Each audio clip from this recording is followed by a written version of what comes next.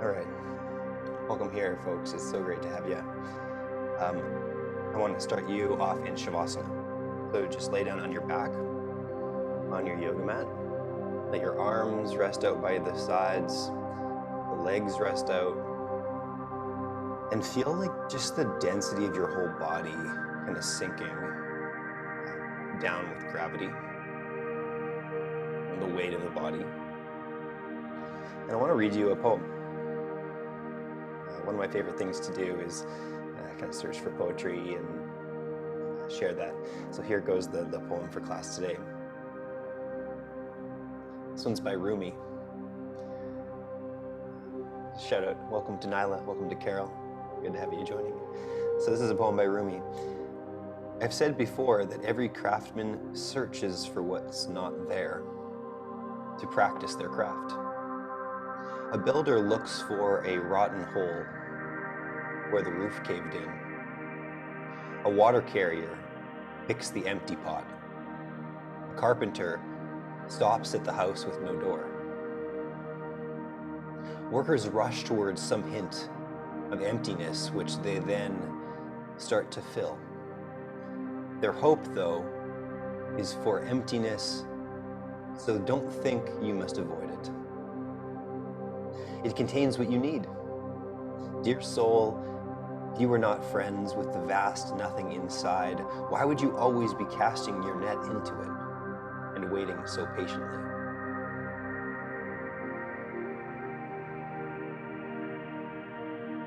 I really love that poem by Rumi. It's got kind of a meaning to it for me anyways, the idea that we create meaning in our life sometimes. We search for that within the emptiness, within the ingredients in the kitchen, within the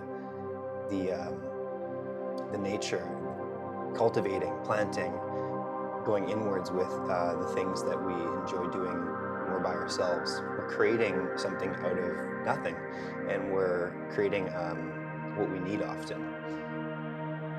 And so when we look to practice this thing called yoga, sometimes people talk about yoga being an act of creating space. And I want you to kind of experience that tonight, perhaps, that during the class, as we move through our body and our upper body as our focus tonight, that we're essentially creating space in the upper body, creating space in the joints and the ligaments, and moving and stretching and finding that space. And then when within that emptiness, hopefully we can cultivate something new, something fresh. And that might happen mentally too in the practice tonight. So if that comes in, if you notice, oh wait, I've kind of been, maybe I am looking for some sort of emptiness so that I can fill that space and kind of work it up and make it what's mine. So let's move to the yoga mat. And if you missed the poem, I'll read it again at the end of class. All right. So the first thing we're going to do is a pose that we just did the other night called Rolling Panda. So you're going to come onto your hands and knees on tabletop. And from tabletop position, we're going to keep our bolsters close by, pillows, that kind of thing. Let's start by reaching the right arm up to the side. And then exhale, reaching underneath. So inhale, right arm reaches up into the sky. Exhale, right arm reaches underneath the left armpit. One more time, reaching up, inhale. And exhale, reaching under. And we'll just hold down there for a moment, resting the head onto the back of the left hand. Stretch is ideally kind of in the back of the right shoulder and under the shoulder and the underarm. And let's just take 3 or 4 breaths here in this posture. And if this is a little bit challenging for you to get into, I want you to just lift up a little bit from there so that you're on your palm, or even up here like this, like higher up. And then having that arm just kind of reaching under somewhat. Whatever works for you. 1 or 2 more breaths.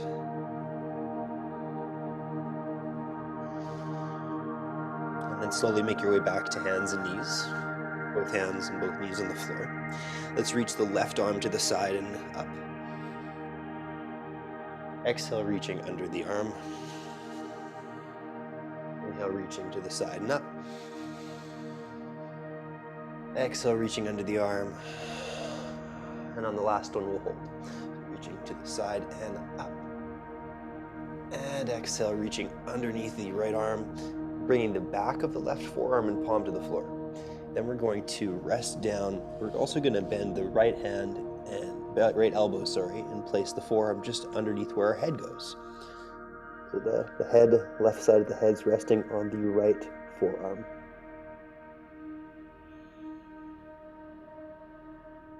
And another way to make this more accessible would be doing something like this. Put the bolsters up like so, and then you're reaching under, but the arm that's on the bolster like this makes it so much easier to cushion and support, right? Because we're just not as low to the ground. So feel free to try this variation if you have bolsters nearby. And let's just try 2 or 3 more full breaths in and out the nose.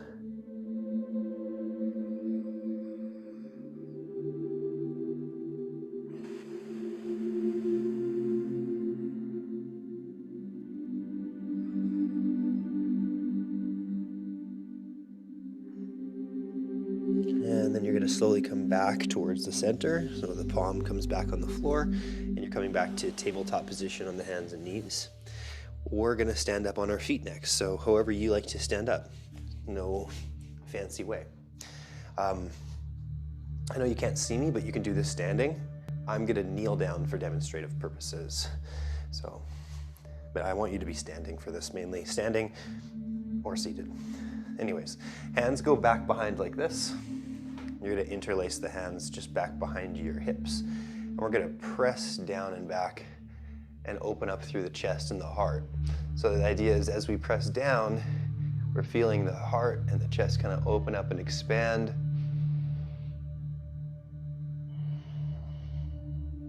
And if you want to do it kneeling, you can do it kneeling.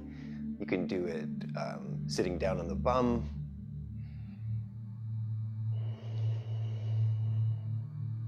And just a few more breaths. Now that you've got it, I'm just going to stand up so I can experience it like this. We're pressing down with those fingers. And then when we're standing up, we do want to be squeezing the thighs and the bum just a little bit to support this position as we continue to search for openness in the chest.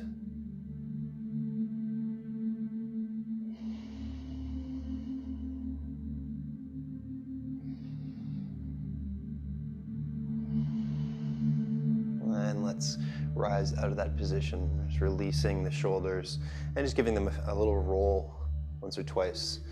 Rolling the shoulders. I know, headless yoga teacher, no big deal. Let's come back down. The next thing we're going to do is a seated neck stretch. So just find a comfortable seated position. For me, that's going to be like this, straddling the bolster. Then the hands go out to the side, left finger down on the floor.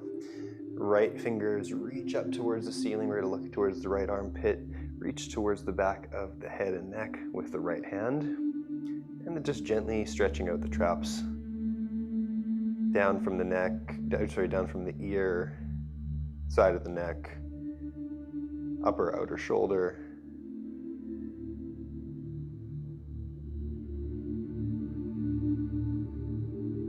And breathing into that stretch that you can feel. So take a deep breath in. And a deep breath out. Remember that during this practice, we're never forcing anything. We're just looking for that first little bit of sensation. We really don't want to pull ourselves too hard into the stretches.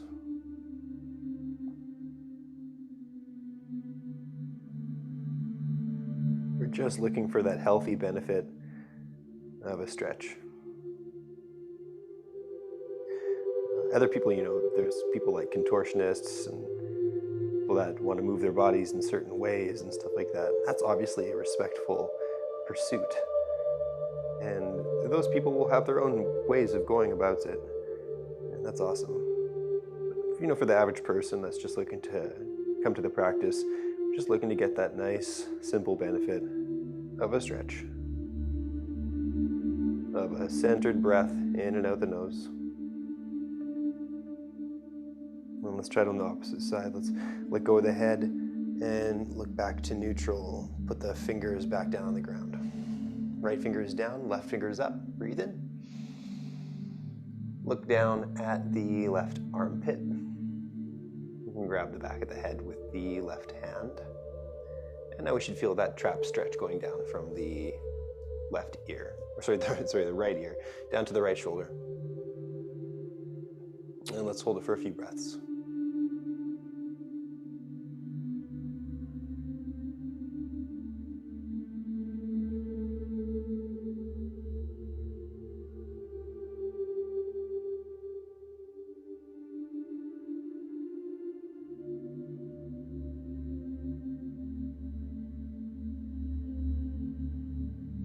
Things might change over the course of holding this posture.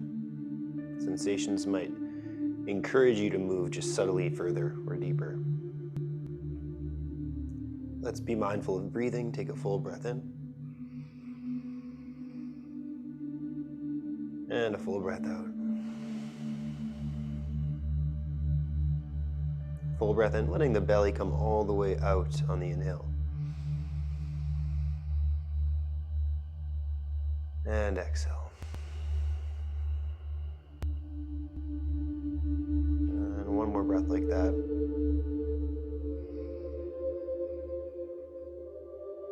And releasing on the exhale, and go with the head and turning the head back to neutral. Letting anything happen naturally. A little roll of the shoulders is really nice here. Just kind of moving the body in a nice natural way. We're going to stay seated. I'm going to kind of turn around so that you can kind of see what's happening. Kind of at least a little bit more sideways or back.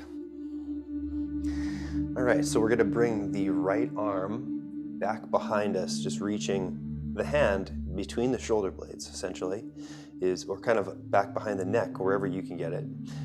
Then we're going to reach the left arm up into the air. Take this left hand, it kind of goes behind the head as well, and we're going to reach this hand to the outer tricep of that right arm.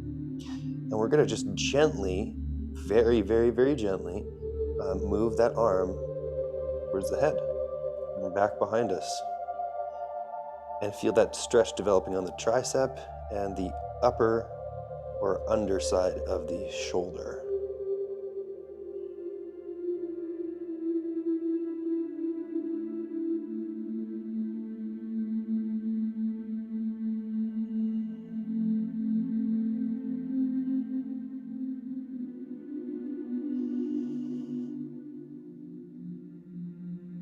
Full breath in the nose. And out the nose.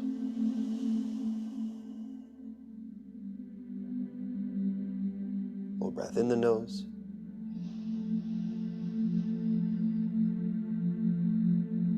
And out the nose.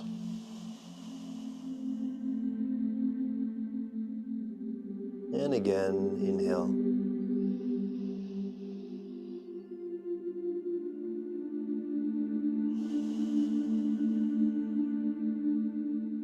Continue to stay aware of the breathing for about 3 or 4 more breath cycles.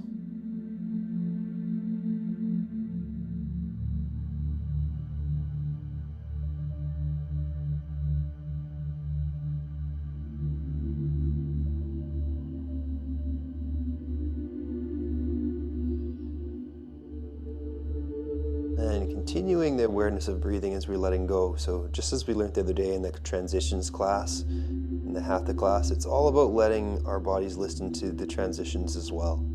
Right? As we come out of postures, as we come into postures, our bodies are going to feel the things and that tell us where to go and how to move. So let's move out of that shape, just releasing the arms and the shoulders and letting them down. If that was new to you, that's okay. Let some newness in. Now we're going to take the left arm, reach it up, and the hand goes behind the shoulder blades, between the shoulder blades, just like the other side of the pose, but on the left side now. And the right arm reaches up as well. We're going to grab just behind the tricep area. We're not pulling on the elbow. We're just gently encouraging the stretch in the tricep and in the outer portion of the shoulder. No forcefulness. And just breathing as we explore the sensation.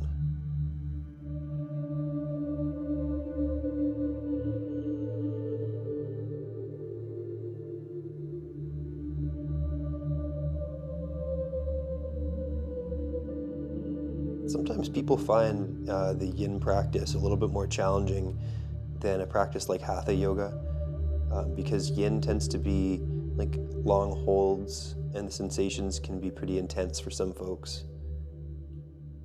So just be aware that in our yin practice, we really want to move to just that first point of sensation. So just a calm approach to the stretch tonight.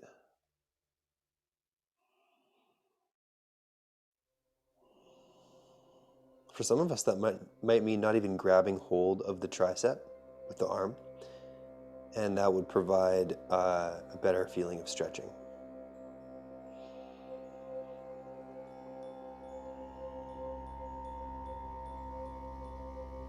And 2 more breaths. Inhale, filling up. And exhale, releasing. And 1 more breath in. And exhale, release the breath and the shape as well. So we're just slowly letting go and feeling. And just releasing the bind first. Floppy arms. Messing your hair up. It's okay. And letting the hands relax down by your hips. Giving the shoulders a little roll. And I'm just going to turn around and make sure that I'm still here and that you're still here. After those cutouts the other night, who knows? All right, so we stretched the triceps. Now we're going to look for stretching the biceps. So let's come into a seated position, just down on the bum, like this. Once you're on your bum like so, you're going to just put your feet down on the floor and your bum kind of, I don't know, close-ish to the feet. And you're going to have your hands back behind you and point the fingers back, like so. Once you have that position, you might already be feeling a really nice stretch in the biceps. In the under and front side of the shoulders, perhaps as well. If you don't feel much of a stretch, what you're going to do is just walk your hips and your bum forwards. So we just move the hips forwards. We leave the hands where they are, though. So as we do that, just moving the hips forwards, we're going to slowly get more of a stretch into those biceps. Keeping the arms straight. Now, I got to back it up a bit. Going forwards too much for me there.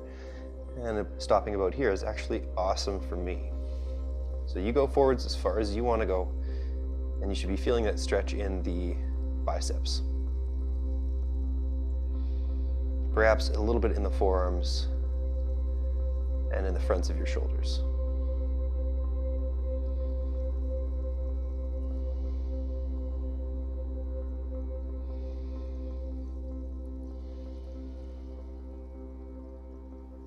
Now, if having the fingers pointed straight back is really hard, we're just going to have a different position for the hands. Maybe that's kind of a little bit turned to the side with the fingers.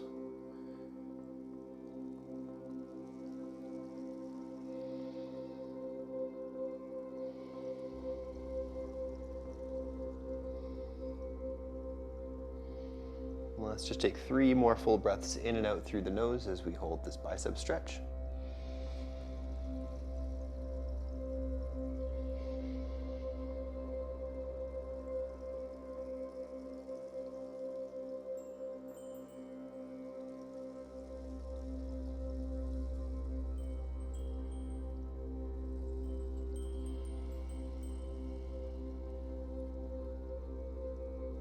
Most of the time when I try to breathe out, there's actually about 20% more exhaling that can happen.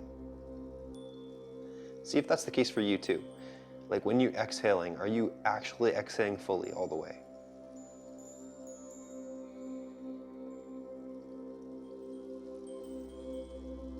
And let's release the stretch by just walking our bum closer to our hands. And then turning the hands and just shaking out the arms a little bit. From there, we're going to do a spinal twist, just to change the focus of being on our arms so much. So we're just going to lay down on our backs. Head on the floor. Once your head's on the floor and your knees are pointed up to the ceiling, you're going to let your knees go over to the right-hand side, holding our twist. And look over to your left-hand side. We'll just be here for about 1.5 minutes per side. Long breath in.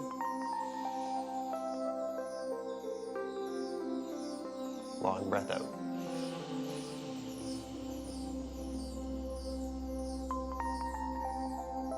Stretching the core and the twist muscles is really important when we're thinking of kind of a connection to the upper body and the shoulders. We want to allow that twist to come through the whole spinal area. All the muscles are kind of connected with each other.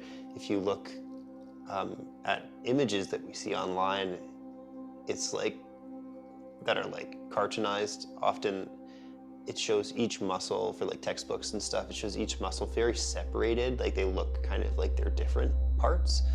But when you actually look at the real thing, all the muscles are really kind of very interwoven and connected and on top of each other. And it's very, it's like a web. And so we want to allow some stretching to happen into the core muscles because it kind of interweaves with a lot of what we use in our upper back and upper body.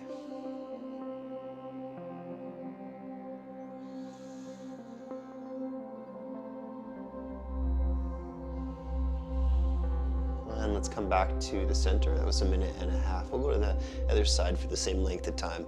So just moving the knees to the left-hand side now and looking over to your right-hand side.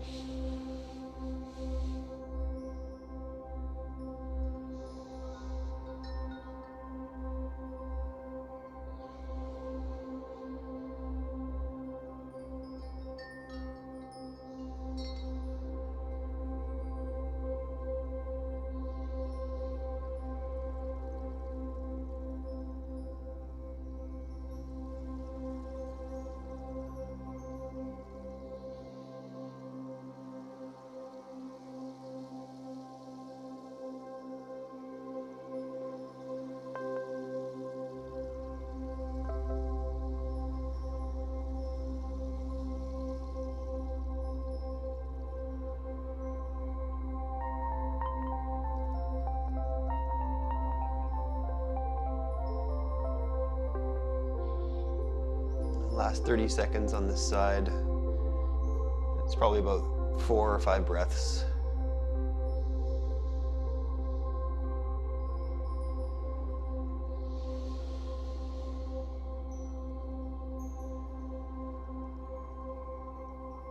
In our yin practice, our breathing gets fairly slow, and breath in and out can take usually 10 or 12 seconds to complete the full in and out of the breath.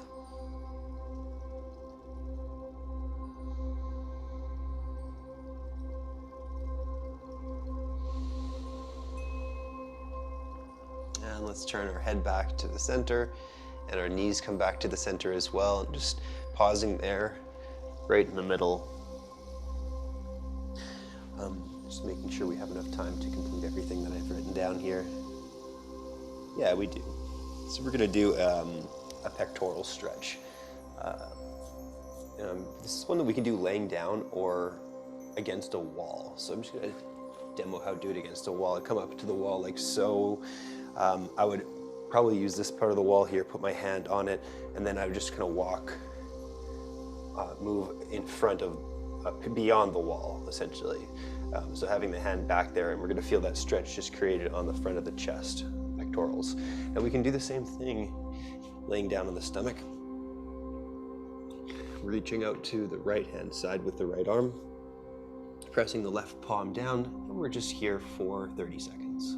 So taking a few breaths in and out here, feeling the pectoral stretch.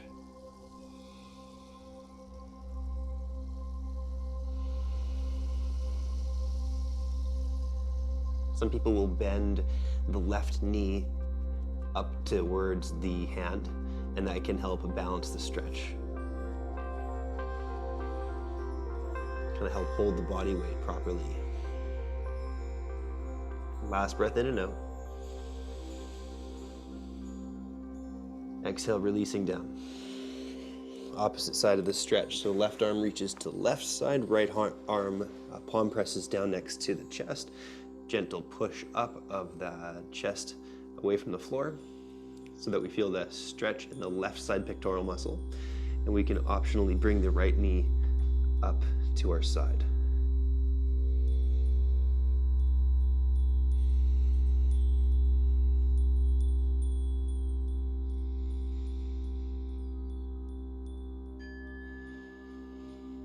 Where we look with our head will totally change the stretch component in the neck a little bit.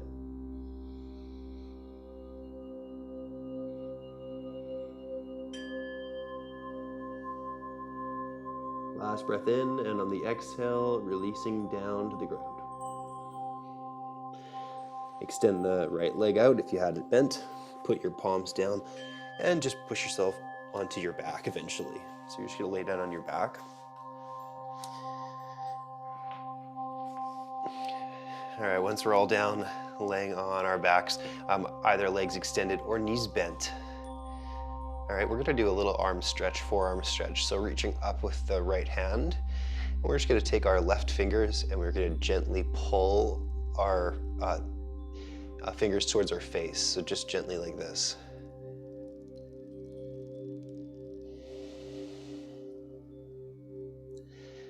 And so we're feeling that stretch through the back of the forearm, the underside of the forearm, I should say.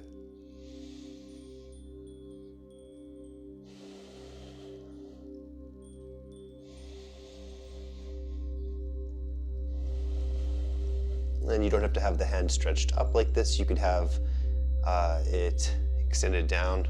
I just kind of like this position personally. It works for me. And let's do the opposite side of the wrist. By that I mean the same hand. We're just going to let the hand be flopped down, palm faces down towards us, and we're now just going to gently pull on the top of the hand, pulling the top of the hand down towards the belly. Feeling the stretch now on the top of the forearm. Full breath in. Full breath out.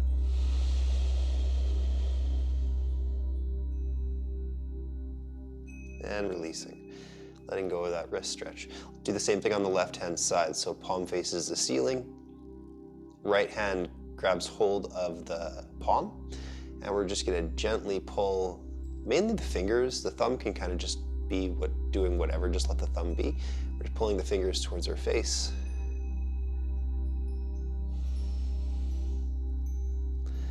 See if I get the thumb involved, what it feels like. It feels okay. I kind of just prefer to have the thumb flopping around, but actually that feels pretty good with the thumb involved too. Just kind of having the thumb connected with the wrist.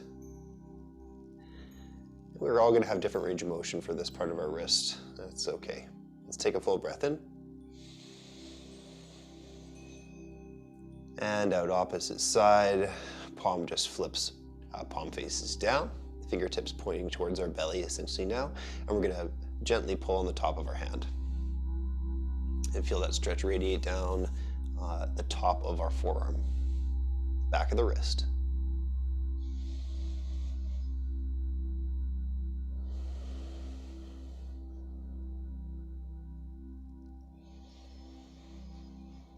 Last breath in, filling up the whole body with an inhale through the nostrils, and then exhale through the mouth. Let it really sink out and come out of the body. And let's release the hand.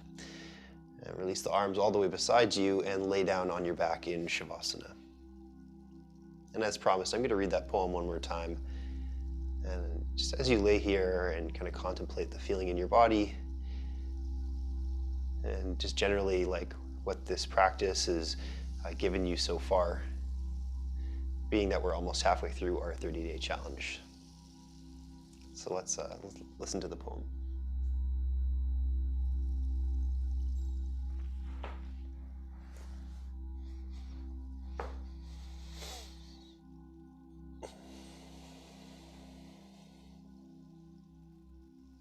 So this is a poem from One-Handed Basket Weaving, written somewhere around 1200 AD or 1300 AD. And again, it's translated from another language, so I'm not sure how accurate exactly these words are, but we'll just do our best to read the translation. I've said before that every craftsman searches for what's not there to practice their craft. A builder looks for a rotten hole where the roof caved in. A water carrier picks the empty pot. A carpenter stops at the house with no door. Workers rush towards some hint of emptiness, which they then start to fulfill. Their hope, though, is for emptiness, so don't think that you must avoid it. It contains what you need. Dear soul, if you are not friends with the vast nothing inside, why would you always be casting your net into it and waiting so patiently? I really love that last line of the poem quite a lot. Dear soul, if you are not friends with the vast nothing inside, why would you always be casting your net into it and waiting so patiently?